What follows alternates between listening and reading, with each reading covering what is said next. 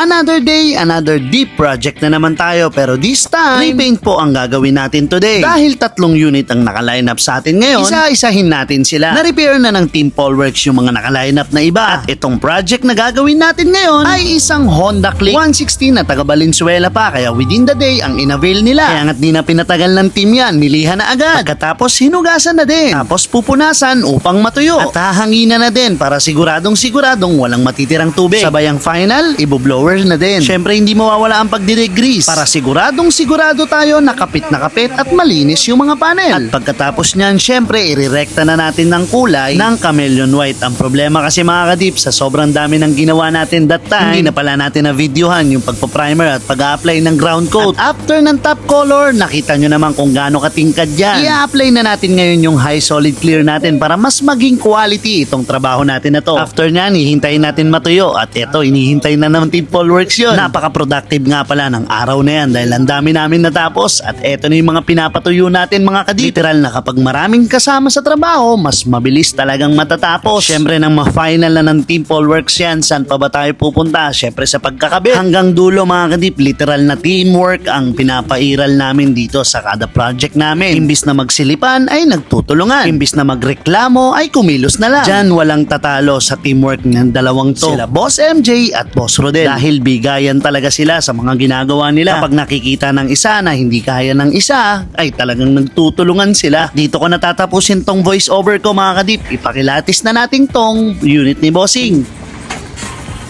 Morning boss. Tulog na. Yan, tapos na yung unit natin. Ay, panis. Ayun. All goods na. Yan. Si madam na daw magdadrive. Bagay na sa kanya eh. Yung marunong mag-drive eh. Check upin nyo na boss. Yung trabaho natin ginawa ng isang araw lang.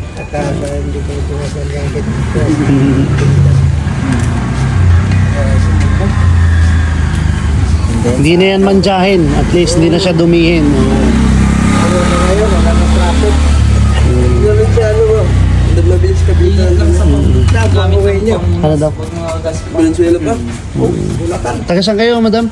Valenzuela no? Opo. Taga Valenzuela. Medyo nakatulog na si Bossing. Sakto yan. Napasarap yung tulog nila.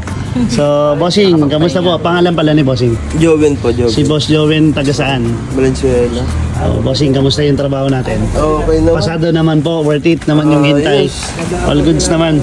Talagang ginalingan. Ginalingan. So, ayan lang yung kinaya natin buong araw.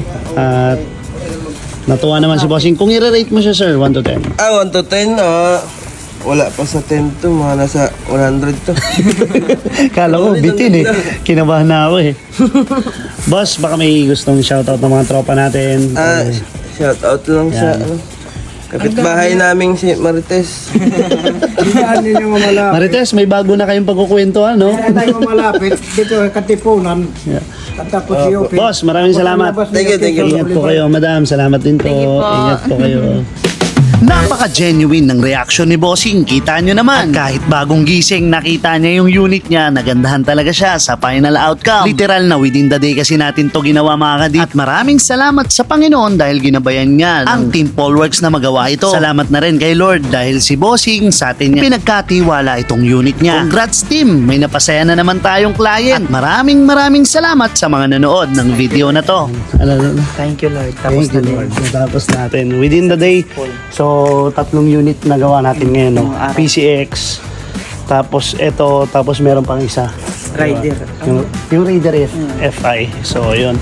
Abangan nyo na lang dahil sobrang dami na nagpapagawa dito. Kaya pasensya na kung hindi nasasagot yung mga inquiries nyo. Hanggang dito na lang yung vlog natin today. See you next vlog. To God be the glory.